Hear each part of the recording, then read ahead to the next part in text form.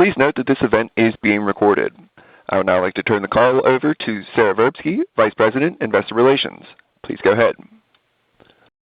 Thank you, Cole, and good morning, everyone. We appreciate you joining us today as we review Snap-on's second quarter results, which are detailed in our press release issued earlier this morning. We have on the call Nick Pinchuk, Snap-on's Chief Executive Officer, and Aldo Pagliari, Snap-on's Chief Financial Officer. Nick will kick off our call this morning with his perspective on our performance. Aldo will then provide a more detailed review of the financial results. After Nick provides some closing thoughts, we'll take your questions. As usual, we provided slides to supplement our discussion. These slides can be accessed under the Downloads tab in the webcast viewer, as well as on our website, snapon.com, under the Investors section. The slides will be archived on our website along with a transcript of today's call. Any statements made during this call relative to management's expectations, estimates, or beliefs, or that otherwise discuss management's or the company's outlook, plans, or projections are forward-looking statements, and actual results may differ materially from those made in such statements. Additional information and the factors that could cause our results to differ materially from those in the forward-looking statements are contained in our SEC filings. Finally, this presentation includes non-GAAP measures of financial performance, which are not meant to be considered in isolation or as a substitute for their GAAP counterparts. Additional information regarding these measures is included in our earnings release issued today, which can be found on our website. With that said, I'd now like to turn the call over to Nick Pinchuk. Nick? Thanks, Sarah. Good morning, everyone. This was some quarter. Testimony that Snap-on executes even in a blizzard, and that our operations represent a clear and credible beacon showing a continuing path for a positive trajectory as we go forward. The quarter, I'd say, was marked with ongoing momentum and more green shoots, progress against the whirlwind. I mean, this is a turbulent time. I don't know. I'm not sure I've seen more elements of uncertainty packed into a single quarter. The Ukraine, inflation, fluctuating tariffs, restructured supply chains, and now piling on the impasse with Iran. It's really something. But Snap-on shook it all off, punching right through the difficulties or the fog with emphasis. Fortified by the inherent, and that was because we were fortified by the inherent and enduring positives of our markets. The rising complexity of vehicles, the aging car park, the growing demand for precision and customization in critical industries, and the rise of technology software that makes the special and the proprietary more powerful. And you put all of that together with our decisive advantages in product and brand and people, amplify it with our Snap-on value creating processes, driving improvements, it makes for a powerful combination that creates an encouraging quarter and a very promising future. So it was. Now, I'll take you through all that and hitting some of the highlights and giving you my perspectives on what it all means. And Aldo will give you a detailed review of the financials. So let's start with the results. I believe they testify to all that I just said. Second quarter, as reported, sales were $1,235.1 million, up $55.7 million, or 4.7%, including $11.5 million from the recent additions of High Force and Diesel laptops, $8.7 million in favorable foreign currency translation, and an organic gain of 3%. The OpCo operating margin, or OpCo operating income, or OI, as we'll call it from now on, was $268 million. And the OpCo operating margin for the quarter was 21.8% compared to the 22% last year. Down slightly, but still strong, especially in this environment. The gross margin was an attention-getting 51.4%, 90 basis points higher than last year. So the overall story of the period was an encouraging performance, overcoming the cost pressures and funding the investments for the future. For FinCo, the OI was $67.5 million versus the $68.7 million in 2025. And when you combine that with our OpCo OI, it resulted in a consolidated operating margin of 25.2%. And the EPS was $4.96, up 24 cents or 5.1%. Another positive. So those are the numbers. Now let's turn to the markets. Vehicle repair is still a great place to be. Cars and trucks are essential parts of our lives. But keeping them on the road is more and more of a challenge. The park is getting older every day. The models are getting more complex with each new launch. And so I would say, I've said it before, I think this is the golden age of vehicle repair, and the numbers tell the story. Spending on repair, technician hours worked, and mechanic wages are all up. So the garages are pumping and the techs remain cash rich. But, in this environment, they still remain confidence poor. The uncertainty hasn't gone away. A single scan on the morning news will tell you that. So our customers, the technicians, remain reluctant to take on longer-term obligations on big-ticket purchases. Tool storage volume and the associated originations are still down. But the mechanics need to meet the rising complexity, so our pivot to quicker payback items is working. Overall volumes are up. You see, the technicians really are a great segment, resilient and period by period. That's what's playing out in the tools group. Recently, I had just to sort of anecdotal piece, recently I had the opportunity to visit franchisees in the field, speak with some shop owners and technicians, and I'll tell you, I came away more convinced than ever that this is a great place to be. The franchisees were pumped and excited about their current prospects and very optimistic about their future. The independent shop owners, they can only talk about how to get more technicians. They wanted as many as they could find. And the techs said they were slammed, telling me that repairs are getting way more difficult, especially troubleshooting and accessing repairing newer systems. Getting better, that means complexity is only going to get worse from a repairability level. Getting better access in tight quarters to speed their work was high on their list, and we're putting them right on target. One tech said, I have my new, we brought out this new power tool, the Nano Axis. You can fit it in your pocket. He says, I have my new Nano Axis power tool, and the other day it helped me shave 90 minutes off a repair. We need more tools like that. Snap-on speeds the work and shows everyone I'm a serious professional. This is music to my ears, huh? Because this is who we are and what we do. We go to work where the work is happening. We observe the techs. We identify the toughest and most complex tasks, and we develop customized solutions that make the work easier, faster, and more productive. And the techs line up to gain that advantage. One of the reasons why the pivots work. The other side of auto repairs, where the Repair System Information Group, or RS&I, operates. It's where we're expanding our presence with repair shop owners and managers, increasing and enabling our broad array of products, all to help the garages meet the broader challenges of today's vehicles. The acquisition of diesel laptops, giving our team more to sell in the heavy duty arena, is a great example of that effort.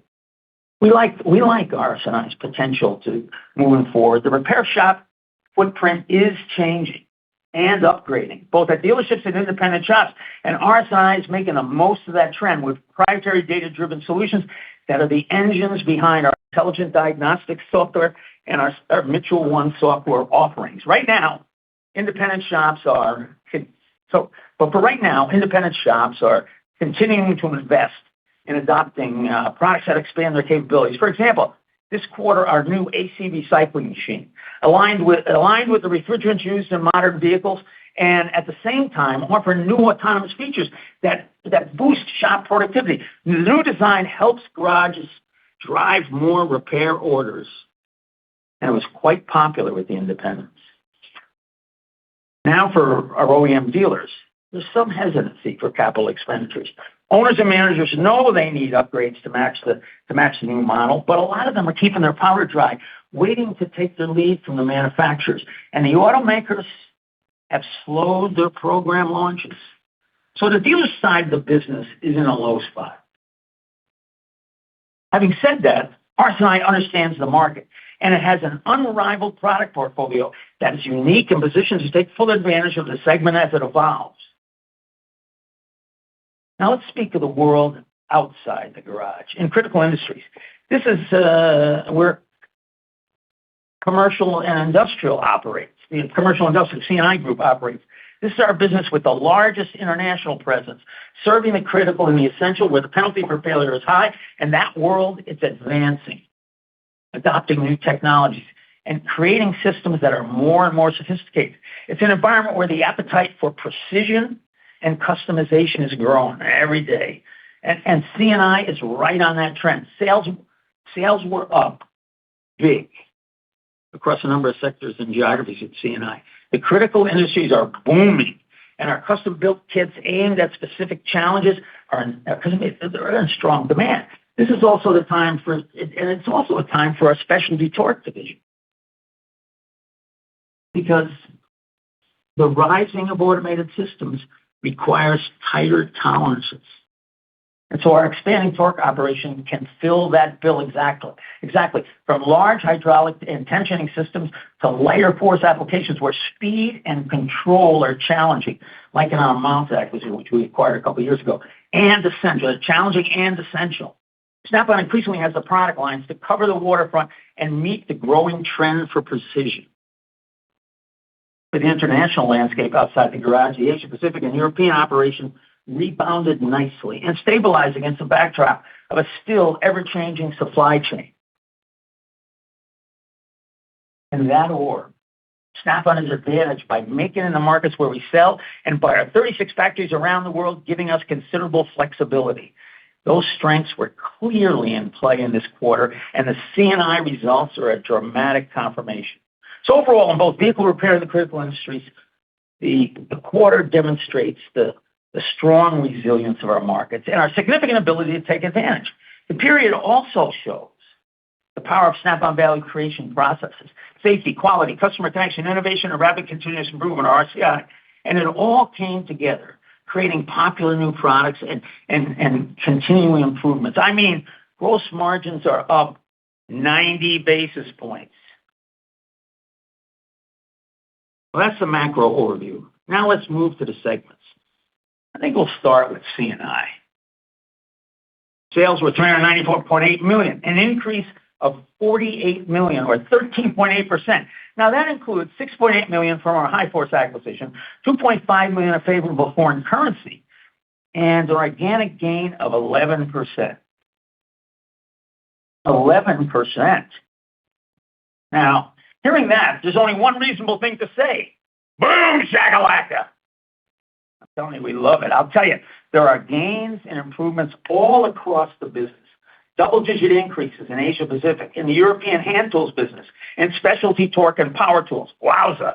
The demand for custom kits and precision torque and innovative power tools is strong. What we always said would happen.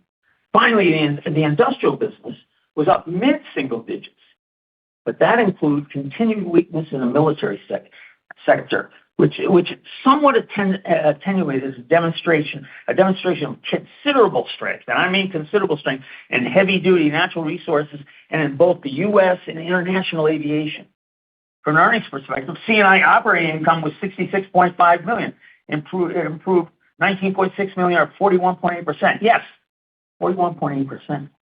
And the operating margin, it was a new record, 16.8%, 330 basis points above last year. And the gross margin, in the midst of material cost inflation and inflation, it was 42.6%. That's up 260 basis points over last year. We said Snap-on could extend out of the garage, and it's doing just that. And it's doing it profitably. Innovative new products from our Murphy, North Carolina, were a major driver of that. One example was our all-new CTR 829. That's a quarter-inch drive, 14.4 volt ratchet with an extra long wrench, stretching out 11 inches to reach into those isolated spaces. It's the little brother of the previously launched 3/8-inch model, but that doesn't mean it's weak. I mean, this baby produces 40 foot-pounds of torque and operates at 400 RPMs. All out of a small compact frame that houses a bright LED ring illuminating the workspace.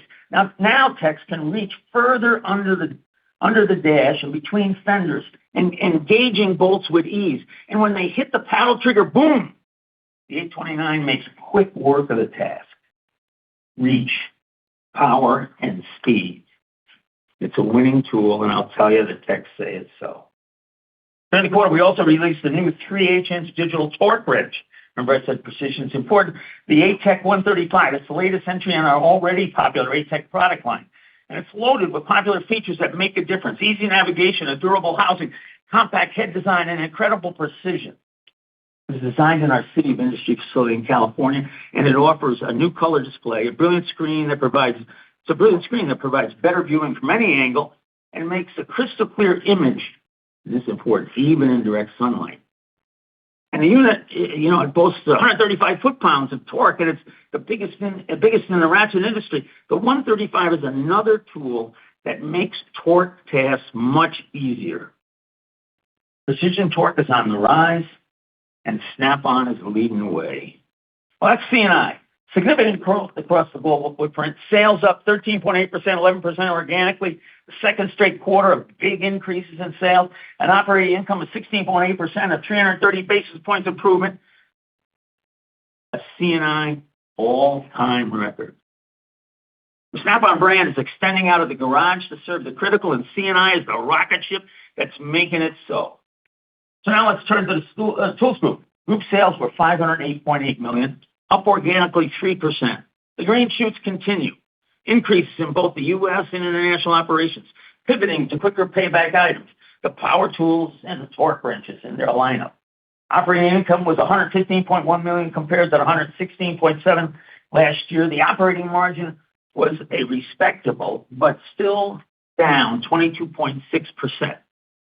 Volumes were strong, but they were driven from products made by the other Snap-on divisions, like the aforementioned power tools and torque, where strong corporate margins for those tools as a whole are shared across the operations, making the Tools Group margins thinner. The group's strongest sales this quarter were part of the pivot to match the customers changing preferences. I guess it's not changing now. They've been there for a little while. And launching products that simplify some of the non-standard solutions that challenge repair on modern cars. Actually, when I was talking to the techs, they talked about this quite effusively. They said, "Oh, we love your product that attacks some of the special and more difficult tasks we have." For instance, something as simple as removing lug nuts can evolve into a thorny procedure. Several OEMs put chrome covers on the wheel nuts for appearance. Well, these caps often swell and deform from exposure to moisture, or if you're around here in Kenosha, harsh winters. When that happens, traditional sockets won't fit. And valuable garage time is wasted cutting that material away, all for a very routine procedure. So seeing the problem, we developed a 7-piece drive socket set that has in-between metric sizes from 16.5 millimeters to 22.5 millimeters, providing just enough change in size to fit the task, providing solid engagement, enabling rapid improvement, and driving a quick repair. I know it seems trivial, but it's a manufacturing challenge to make these special sockets that was accommodated by the unique flexibility of our Milwaukee plant, and it was a tremendous hit with the techs. And it's quickly become one of our $1 million hit products. We also recently introduced this 7-piece swivel Torx Impact Flex socket set. It's ideal for difficult jobs where techs have to access high-strength Torx fasteners in tight and obstructed areas. That's a combination that's quite common in European high-performance vehicles. Places like Volkswagen, Audi steering columns, BMW caliper brackets, Mercedes front brake calipers, and Jaguar drive shafts. And the designs equipped with a laser-welded swivel joint offering up to 30 degrees of flex, enabling a power tool to operate quite effectively in confined spaces by offsetting its position and still getting to the fastener. that makes the repair, all this makes the repair possible without time-consuming disassembly. The set was just introduced, and it's clear that techs are big fans once again. So that's the Tools Group, growing against the winds of uncertainty, pivoting to faster payback items, observing work, and developing solutions that solve the complex. But now let's turn to RS&I. Sales in the quarter were $480.3 million, up 2.5%, including $4.7 million from the Diesel Laptops acquisition and $3.8 million in favorable foreign currency translation. Organic sales were up slightly over last year. Momentum in our diagnostics and under-care equipment for independent garages was attenuated by lower volumes in the OEM dealership segment. Operating earnings in the quarter were $115.1 million compared to the $119.8 million last year. The group's operating income, OI margin, was 24% versus the 25.6% last year, down, but still strong. And, what that decrease represents the effect of higher sales in lower margin equipment products and ongoing investments in our proprietary database, advancing with our large language models, an effort that we know will all pay dividends going forward. The independent shops were the bright spot. And a big reason was the recent launch of our Apollo handheld diagnostic unit. It's a new entry point for those for the techs wanting the power of intelligent diagnostics at a moderate cost. But the phrase entry level doesn't do it justice.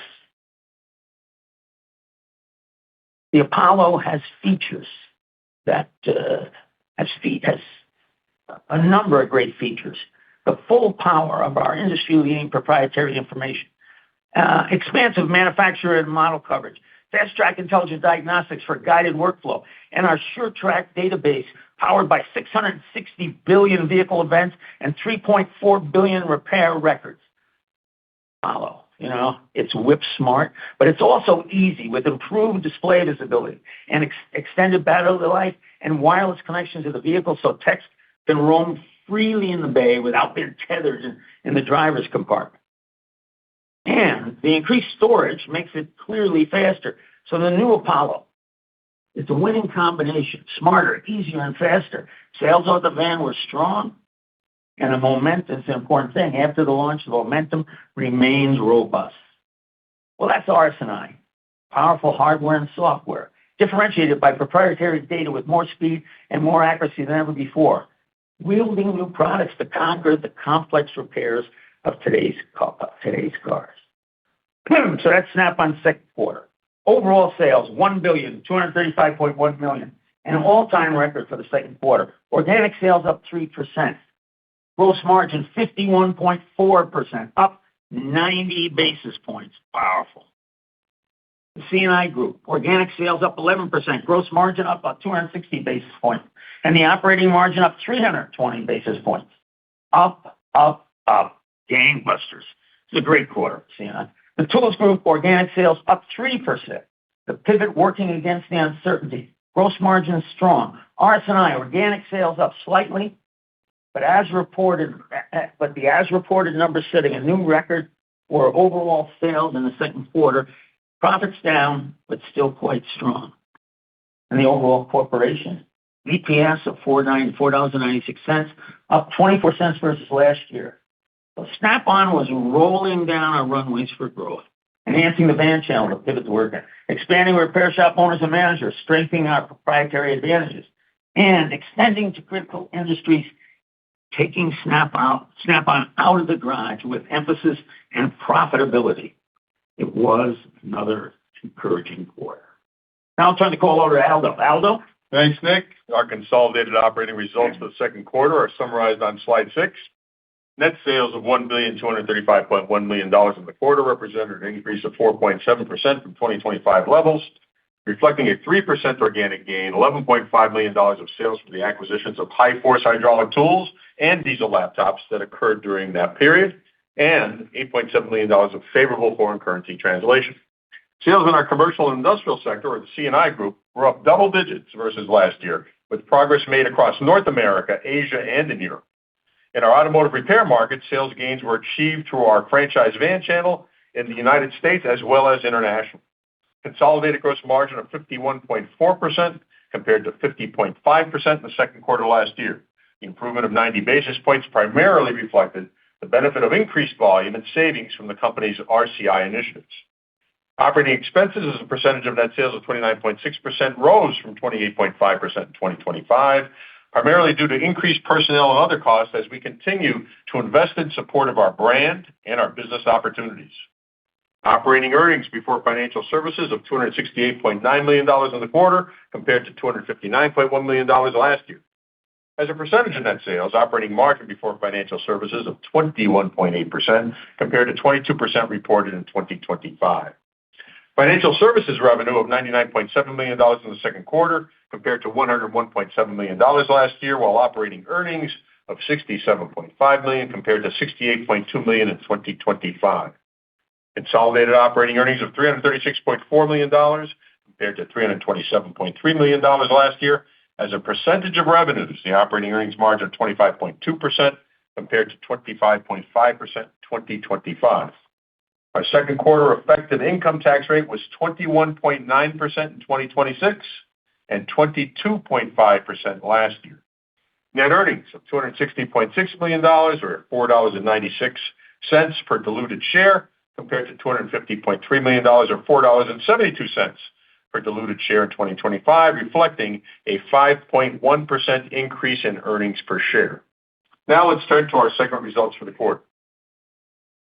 Starting with the SNA Group on slide 7, sales of $395.8 million rose $48 million compared to 2025 levels, reflecting an 11% organic gain, $6.8 million of acquisition-related sales, and $2.5 million of favorable foreign currency translation.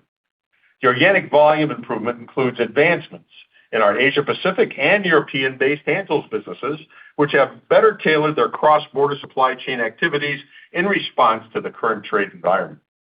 The group also benefited from double-digit gains in our specialty torque and power tools operations. Sales to customers in critical industries rose mid-single digits in the period, led by robust activity in international and U.S. aviation, and including gains in heavy-duty fleets and technical education. Shipments serving military applications remain attenuated both in the quarter and year-to-date. Gross margin improved 260 basis points to 42.6% in the quarter from 40% last year, mostly due to the increased sales and savings from the segment's RCI initiatives. Operating expenses as a percentage of sales of 25.8% in the quarter improved 70 basis points from last year, primarily reflecting the higher sales volumes. Operating earnings for the SNA Group of $66.5 million compared to $46.9 million in 2025, and the operating margin of 16.8% improved 330 basis points from last year. Turning now to slide 8. Sales in the Snap-on Tools Group of $508.8 million compared to $491 million last year, reflecting a 3% organic sales gain and $2.9 million of favorable foreign currency translation. The organic increase was due to low single-digit gains both in the United States and in the segment's international operations. Activity in the quarter included higher sales of featured new items, including those in the power tools, air conditioning service, and diagnostics product lines. As a reminder, the Tools Group serves as a distributor for these products, which are made by our SNA and RS&I groups. Gross margin of 48% in the quarter compared to 48.3% last year. The 30 basis point decline primarily reflected a year-over-year shift in product mix, partially offset by savings from the segment's RCI initiatives. Operating expenses as a percentage of sales of 25.4% compared to 24.5% in 2025. The increase was due to higher personnel, freight, and other costs. Operating earnings for the Snap-on Tools Group of $115.1 million compared to $116.7 million in 2025. The operating margin of 22.6% compared to 23.8% last year. Turning to the RS&I Group shown on slide 9. Sales of $480.3 million compared to $468.6 million a year ago, reflecting a $3.2 million organic gain, $4.7 million of acquisition-related sales, and $3.8 million of favorable foreign currency translation. On an organic basis, low single-digit increases in undercar equipment and in sales of diagnostics and repair information products to independent repair shop owners and managers were mostly offset by decreased activity with OEM dealerships. Gross margin for the RS&I group of 46.3% decreased 50 basis points from last year, primarily reflecting higher sales of lower gross margin products. Operating expenses as a percentage of sales of 22.3% compared to 21.2% in 2025. The increase was due to higher personnel and other costs, expanded technology investments, as well as 20 basis points from the recently completed acquisition of Diesel Laptops. Operating earnings of $115.1 million compared to $119.8 million last year. The operating margin of 24% compared to 25.6% reported in 2025. Now, turning to slide 10. Revenue from financial services of $99.7 million decreased $2 million from last year, primarily due to lower interest income resulting from a year-over-year decrease in the size of the average finance receivable portfolio in the period. Financial service expenses of $32.2 million decreased from $33.5 million in 2025, mostly due to $1 million of lower provisions for credit losses. As a result, financial services operating earnings of $67.5 million compared to $68.2 million last year.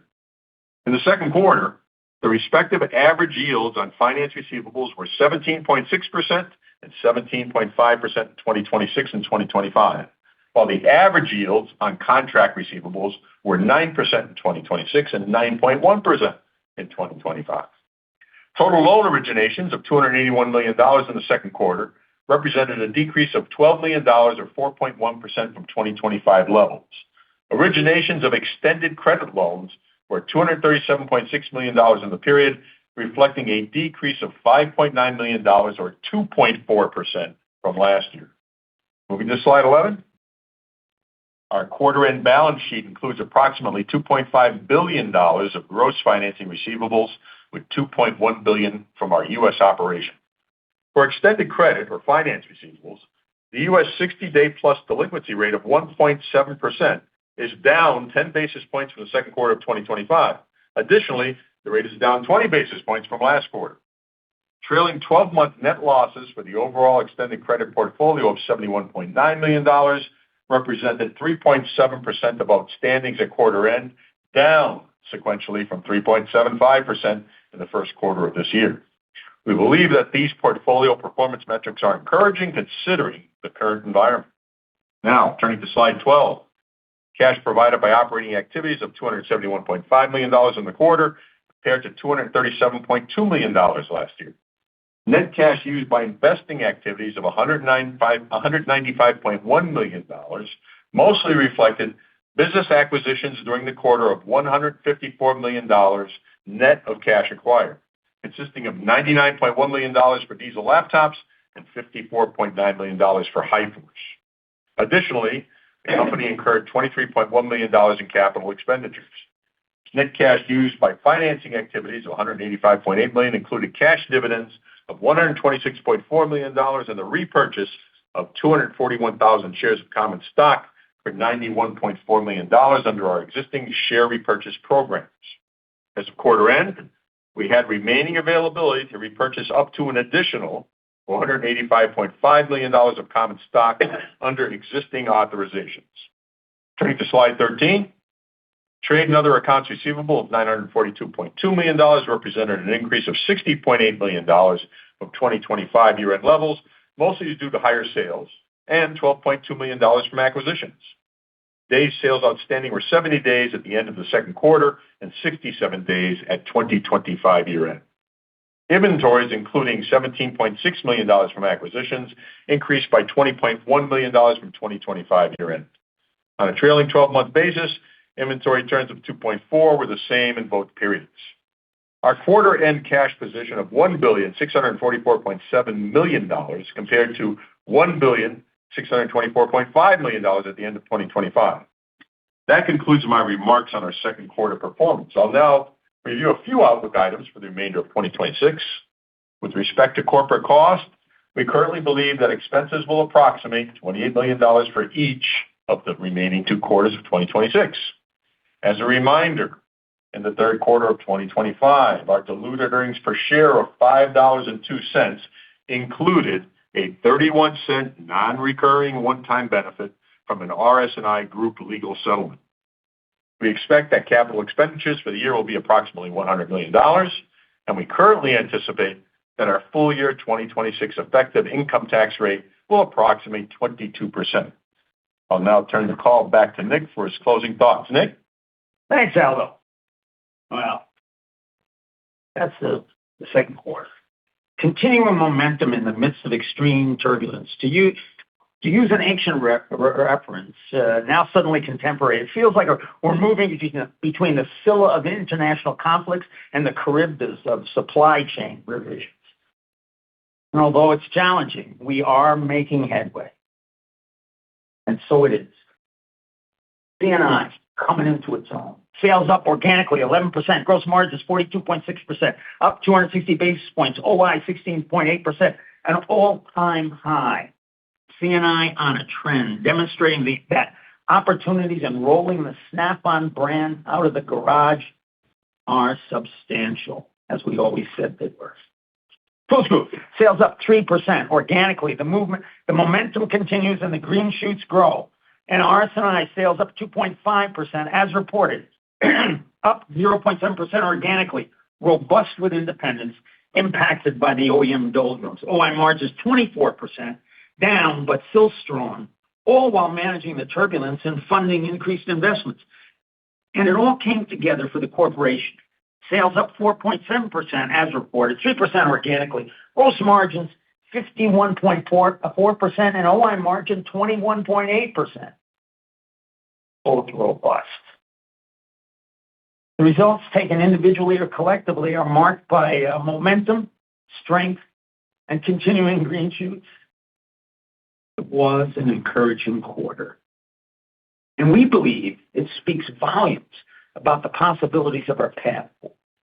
These are exceedingly turbulent and interesting times, yet our markets remained quite resilient. Both vehicle repair and critical industries, anchored in the essential nature of the task, activities that are needed, come what may. And the quarter showed we can participate fully in that resilience, wielding our decisive advantages in product, brand, and in people. Product. We really do make critical tasks easier. You heard that echoed in the great new offerings we just discussed. Brand. Snap-on really does define the professional, like no other brand. You can hear it in the voices of the techs we visited. And people. The Snap-on team really is uniquely capable, deeply experienced, and relentlessly committed to achieve.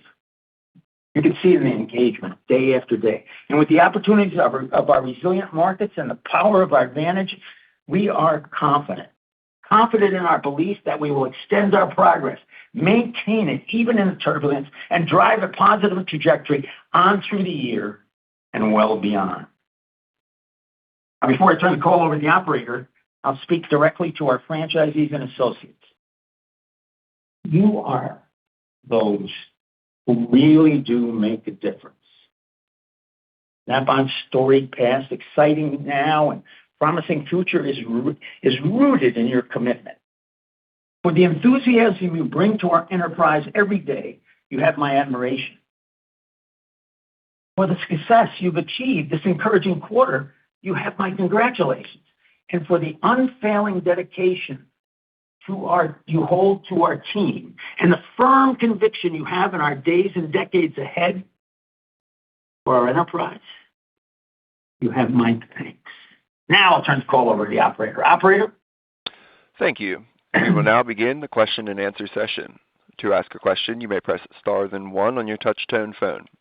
If you are using a speakerphone, please pick up your handset before pressing the keys. To withdraw your question, please press star then two. And at this time, we'll pause momentarily for the first question.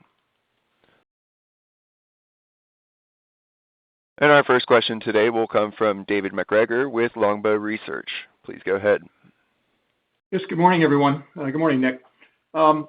Good morning. I wanted to start off by just asking about the gross profit upside in C&I, 220 basis points. How much of that do you think was mix-driven versus maybe other factors? 260 basis points, by the way. But anyway, 220. why quibble over this? 260. Isn't it You're right, 260? sorry. It is 260. You're right. My mistake. I think I know my numbers. But anyway, 260. Not so much. Not so much. I mean, the thing is, the tools, the highest profitability business, which is the critical industries industrial business, was the business that grew mid-single digits. So grew below the average, and so that's far and away the most profitable. What happened you had movements upwards in a lot of those businesses because a couple of them brought out great new product, particularly power tools and torque. Torque's day has come, so they're making hay while the sun shines there. And then you had recovery in Asia Pacific and SNA Europe, where you got good absorption in that situation. So I think that was the factors. Okay. Seems like there was probably a pretty good pull-through to the Snap-on Tools segment on some of these bigger ticket items like diagnostics and maybe specialty torque. But the originations were down 4%. Do you think the franchisees are just restocking in these items, which would be a little surprising ahead of the SFC? But what's your perspective? No, I don't know. Look, I think this, if you step back and you look at what happened, there was pull-through. I think you have to parse between torque and diagnostics, because torque isn't that big an origination product. So you kind of have to take that. I would diminish that in the mix. So you're talking about diagnostics versus tool storage. Diagnostics was up nicely, but tool storage was down. And tool storage is a bigger piece of the pie. So when it's down, there's more volume flowing through there. So that's what happens in origination. Now, originations, what were they down? A couple, 3 points, something like that. It's small, low single digits. So it was slightly less originations on year over year than last time, but not so big a change. I don't think we're surprised by it too much. I'm not sure. And to answer your question directly, I'm not sure you can read too much into that in terms of stocking. Okay. And then I think we've talked in the past about you increasing your insourcing since the whole tariff sort of situation developed. Can you talk about the extent to which that may have helped you on the margin side this quarter? Well, yeah, I can't give you any direct numbers, but one of the things you heard the 14.4 volt ratchet, and that we launched that, and our whole 14.4 volt line had been made in Kunshan and was eating for a period of time a lot of margins, a lot of tariffs. So we don't have that many tariffs. We have some of them, and so we brought that whole line home, and we were able to start sourcing again with more volume in Murphy, which is the power tools plant, and that started to help us. Same kind of things happening in torque. We're doing that in torque. So it's really up and down. Diagnostics was ahead of the curve on that. They were already bringing stuff home. So they had the thing established. So they didn't get much out of this in terms of, even though they did a great job of avoiding any kind of tariff entanglements. So I think you saw good news in both power tools and torque, and the numbers show it. They're up. Their profitability is up considerable number of basis points. Okay. Last question for me is just on, gross margins in RS&I and in Snap-on Tools were down year over year, and I realize there's some mixed discussion there as well. I'm just wondering, Aldo had characterized the gross margins as having benefited from RCI. I'm just wondering at what point you need to lean more aggressively into the market on pricing in order to protect these margins. Yeah, I don't know. I could do that. I'm not so anxious to do that. The gross margin, look, Dave, the gross margin in Tools Group is down 30 basis points. Mm-hmm. So 90 of those basis points was an OE margin deterioration. How much they were down in the quarter. The 22.6% was down 120 basis points. So we didn't think gross margins were that much out of whack in the Tools Group. Now, you always have more pricing you want to do, but I don't like that. I like to beat it. I like to beat it with RCI and sourcing changes, especially in this environment. Plus, actually, I like to hammer it with good new tools. The big thing about the margin deterioration of the Tools Group was it was principally tieable to the fact that all the big hits this quarter were made by somebody else. Yep. So they had to share the margins. That's really the cadence of the tools group. Actually, I'll tell you, we haven't seen a quarter quite this dominant for the other products. They all came out with hits. They sold, I didn't mention Polartec, the air conditioning, but that's made by the RS&I business, and that was shared through the tools group. So that's really it. Tools group margins aren't much of a concern for us. Got it. Thanks a lot, Nick. Good luck. Sure. And our next question will come from Christopher Glynn with Oppenheimer. Please go ahead. Yeah, thanks. Good morning, everyone. Just wanted to take a look at its. Good morning. Just want to use kind of storage as a kind of a barometer for discussing the market for SOT. So storage had a really nice quarter. Last quarter seemed to be some optimism it would hold, but you know, maybe the first quarter was just a little bit of isolated success that sort of defied the characterization of the market as fast payback. Do I have that right, would you say? Yeah, sort of. I mean, the thing is, in the first quarter, we launched that special, semi-quincentennial boxes that gave some oomph to tool storage. So I really believe, we only made like 1,776 of them. They were numbered. People were crawling all over each other to get them. And so I think that overcame the reticence. People saw it as a once-in-a-lifetime opportunity to get them, so they kind of overcame the reticence. So you saw some of that. I think this quarter, I think this uncertainty is about the same. I don't know if you want to play the uncertainty game. You could have said in the first quarter, things were rolling along. Maybe you saw, uncertainty was a little weaker, and then you poured the oil of Iran on top of it. So maybe you saw a little bit more reinforcement of the uncertainty. Although we didn't think we saw it in our numbers. We think it's about the same. So the first quarter, we chalked up, Chris, to, some incandescent new product that you can only get once in a lifetime. Got it. Great. Semi-quincentennial. I like that turn of phrase there. Yes. I do, in fact. On the SNA, APAC and Europe, really pretty encouraging there, and the volume leverage definitely notable. So appreciate your comments that business is on a trend. That's about as far as you go in terms of forecasting. So appreciate that. Anything interesting to say about market share in APAC and Europe? No, I think it's a little, if you're in ordinary times, I think we had a number. We don't like to talk about market share. It's pretty squishy for us, actually. I'm asking anyway. Yeah, I know you are. Look, I think the rebound in Europe, though, for our hand tools business, our hand tool-based business, was large enough so you would start thinking you must have made some gains in ordinary times. And these times, I don't know, you don't know. I mean, I think as Europe is up and down, the markets are positive one quarter, certain markets are positive one quarter, and then it shifts. So I think it's very difficult to predict. What we do know is we seem to be getting more efficacious. So that's good. Same thing happened in Asia, actually. Okay. What do you mean by more efficacious? Well, I think our product lines are getting stronger. I think we like the product lines are getting stronger, and I think we are having more direct customization in Europe and other places. Same in Asia. So that's working pretty well. In Asia, we're selling more of what we call premium tools, which are Snap-on tools, which are pretty good. And we have some of the intelligent boxes moving around there. Okay, great. Appreciate that color. Last one, RS&I margin. First half run rate is a step down from what I'd call the normal 25-26% range.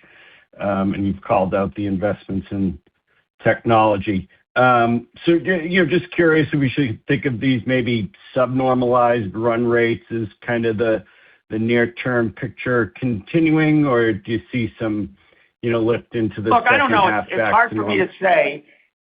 I think we've had three quarters of about the same sales growth in RS&I, actually. For government work, you could say that. And so, and in that situation, the OE, with the investments in people and you know, our technology and so on, starts to reign pretty well. To put it in perspective, RSI was down 160 basis points, but 50 of it was in gross margin, 110 was in OE. So if you want to talk about going forward improvement, I think you concentrate on the 50 basis points in gross margin, not so much the OE. Thank you. Sure. And our next question will come from Scott Stember with Roth. Please go ahead. Good morning, and thanks for taking my questions. Good morning, Scott. Good morning. Yeah. So questions on some of the green shoots that you've talked about last quarter heading into this quarter. Seems like there's some higher ticket items related to new products that are doing well in tools. Yet tool storage is still soft. Just net, just trying to get a sense of how much of the growth that we're seeing right now in tools is pivot driven, and how much of it is a potential thawing in demand for some of these higher ticket items outside of tool storage. You know, I don't know. Look, I think that's hard to say.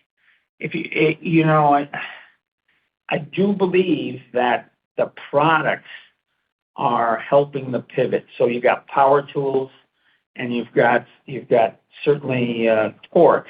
And so part of the pivot, Scott, is to enhance those product lines, and you are seeing the fruits of that enhancement play out in the market, and that's the biggest piece of the increase. The other piece of the increase is you had a good order for Apollo. It was very appealing. So it had Apollo.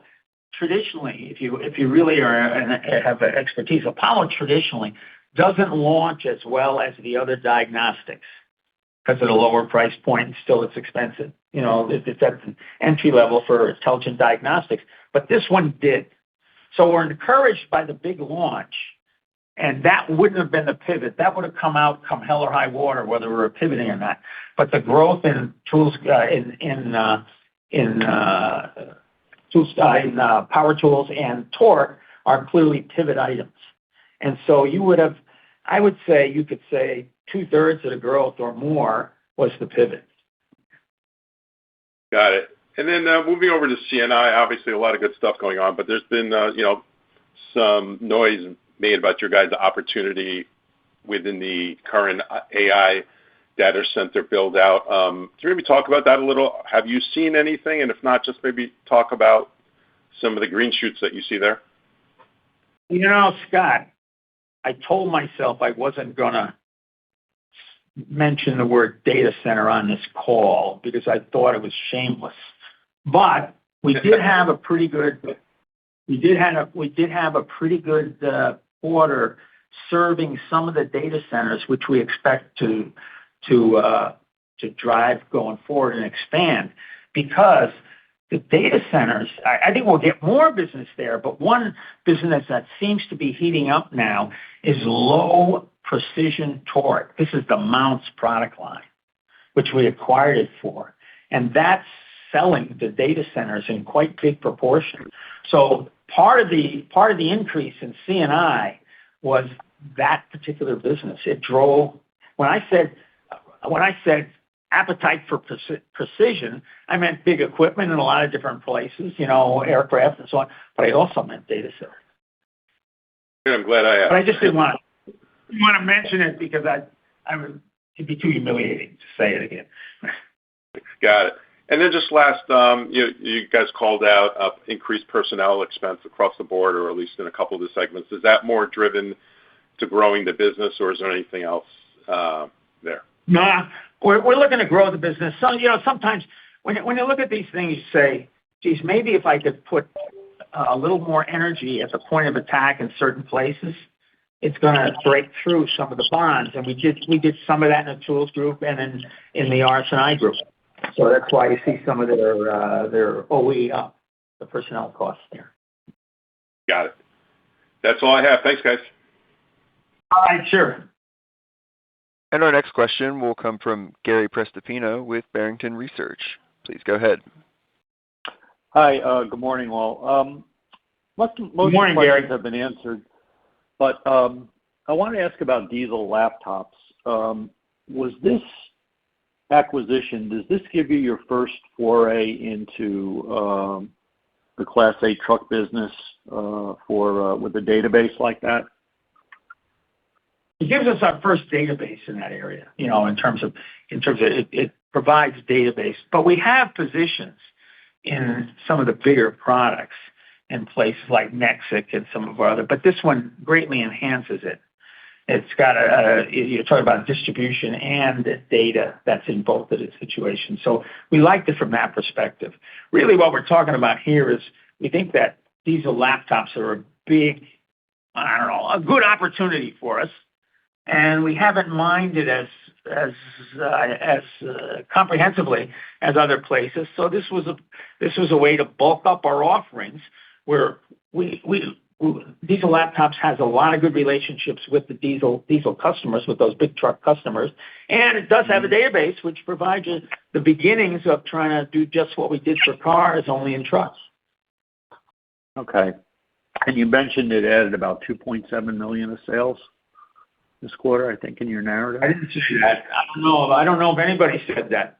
I don't think we said how much it would add, but it's 4.7. 4.7. I knew that number. I wasn't sure that I was authorized to say it, Gary. You know what I mean? I'm sorry. There's a lot of people talking about it. Somebody said 4.7 million. 4.7 million. Okay. Gary, this is Aldo. Just remember, it was only a partial month. It was only in our results for a partial month in the month of June. Yeah, that's what I'm kind of getting at, what kind of contribution it would make to the top line. And I would assume it's somewhat margin accretive. Yeah. Now, well, it's EPS accretive. It's EPS. It's not margin accretive. Not margin accretive. Okay. All right. Thank you. And our next question will come from Brett Jordan with Jefferies. Please go ahead. Hey, good morning, guys. Hey, Nick, on your shop tours, I think you talked about the golden age of vehicle repair. Do you have any color as to what the contribution of car count versus price is in sort of the underlying industry growth? Are these shop owners you talk to saying they're seeing more traffic, or is it a lot of pricing, benefit of? Well, I think, look, Brett, it seems like it's, of course it's a windshield survey, but the technicians I talked to said that word they used was slammed. So they acted like they were busy. I'm not sure the car count is the operative thing. I don't even know if you can tie it to pricing, because there's one other factor. How complicated is each repair? See, the repairs per vehicle are getting more complicated. So I don't know if you can say that's price. I'm sure there's pricing, but I think what we're hearing is everything these days has alternate ideas. I mean, I think the whole idea. I saw something the other day, like one of the car lines has a brake system where you, without a special tool that we provide, you have to dismantle the brakes to get to the bolts, to make the repair. And so that adds a lot of time. And so I think this kind of inconvenience is spread throughout the vehicles. And okay. The OEMs are not doing a good job of repairability. And so I think that's adding cost. So I'm not sure which it is. Similar question on the OEM side, since you called out the dealers as a weaker section. Is that driven by individual dealer sentiment, or is there sort of direction from the OEMs as far as, is it driven by their creation of demand for more complex tools and diagnostics? So is it OE-driven softness, or is it dealer, rooftop-driven softness? I think it's hard to pinpoint, but I think it's like this. The OEMs have stopped launching programs, have reduced. I don't want to say stop, but it's substantially reduced. They were launching a lot of them. They were, catapulting them into the market around electric vehicles. And then, I think if you write off $53 billion, it kind of daunts you on this kind of thing. And so I think they took a pause on this because my view is they're regrouping to have a future product line that adjusts for that difficulty or the hole that electric vehicles might have made. And therefore, you see those. You're not getting as many programs, and that affects us because we enable the programs. So that drives some of our volume down. And then the other places, I do believe when we talk to the dealerships, this is a time for them that's a little uncertain. What are the cars? What are the new cars they're going to get? I'm not sure they know. And so I think that creates a little bit of uncertainty psychologically. They know they want to, so I think they're kind of waiting a little bit. Now, what I've said, I think, is that our idea about weakness in OEMs doesn't mean that the dealers are so bad. It's that the dealers in combination with the OEMs backing down on programs have created I would call a flat spot in our sales. Great. Thank you. Sure. And this will conclude our question and answer session. I'd like to turn the conference back over to Sarah Verbsky for any closing remarks. Thank you all for joining us today. A replay of this call will be available shortly on snapon.com. As always, we appreciate your interest in Snap-on. Have a good day. Goodbye. The conference is now concluded. Thank you for attending today's presentation. You may now disconnect your lines at this time.